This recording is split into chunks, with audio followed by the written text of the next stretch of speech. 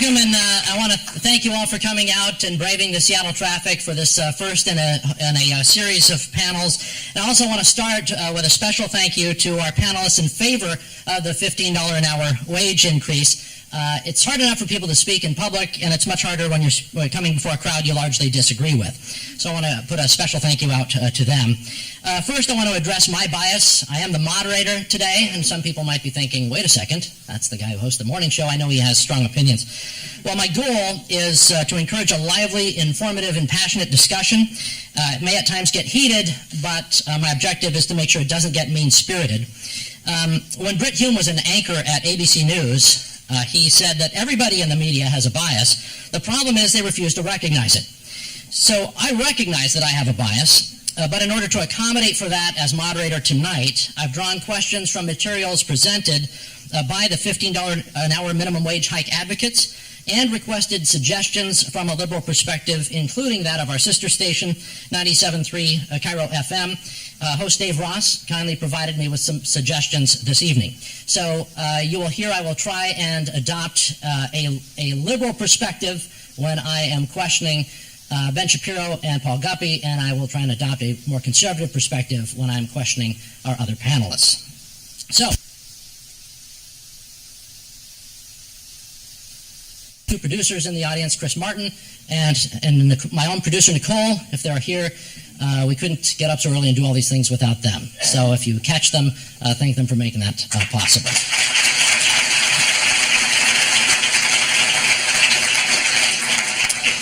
Now our participants. First up, Deputy Director of the National Employment Law Project, Rebecca Smith.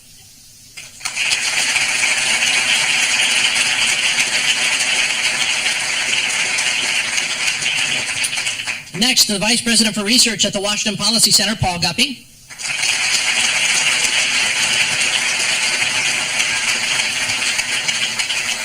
Seattle City Councilwoman Shama Sawant.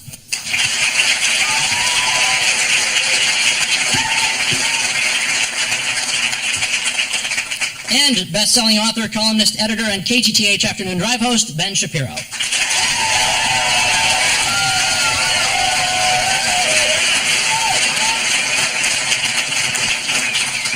For the first portion of this event, I'll ask questions of the panelists designed to broaden into larger discussions. Each question will be directed to a specific panelist who will have at most a couple of minutes to answer, followed by observations and counterpoints made from other panelists. I'll try to keep the conversation relatively relaxed, but occasionally I may have to intervene to move things along. And again, I do alternate the questions. However, I did want to start with this, number one, first of all. Can we all at least agree that we would like to see people earning more and see less poverty? Not the most controversial question. Everybody agrees? Starting with agreement. Is that the debate right there? Excellent, right there. I think we solved everything. Have a good evening. Question number one. Some people making below $15 an hour, and this is directed to you, Ben. Some people making below $15 an hour make ends meet by receiving government benefits in the form of food stamps and or other subsidies. Some assert that this essentially means governments have enabled businesses to pay less and keep more for their bottom lines, resulting in subsidized corporate profits and people more dependent on government. Ben Shapiro, as a conservative who advocates for less dependency on government, why do you object to this reasoning?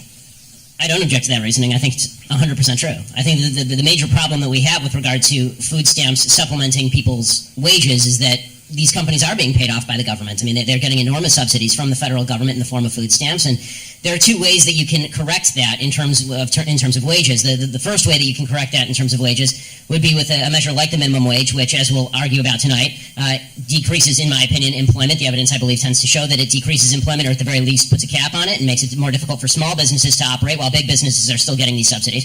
And second of all, it creates a corrupt system where certain businesses benefit more than others. The second way that you're going to be able to prevent all of this is if you cut back a lot of these subsidies, forcing businesses to compete for labor. Labor is just like any other good in a free market. That means that people have to compete for it. So if you want wages to go up, then get rid of the government paying the other half of the wage, and you will see the wages automatically increase. I think that we should all be able to agree on the idea that wages need to increase. I think the difference is that the way to make wages increase is to have a fully consensual relationship between employer and employee. And I think this is really the root of the morality of minimum wage when it comes down to it.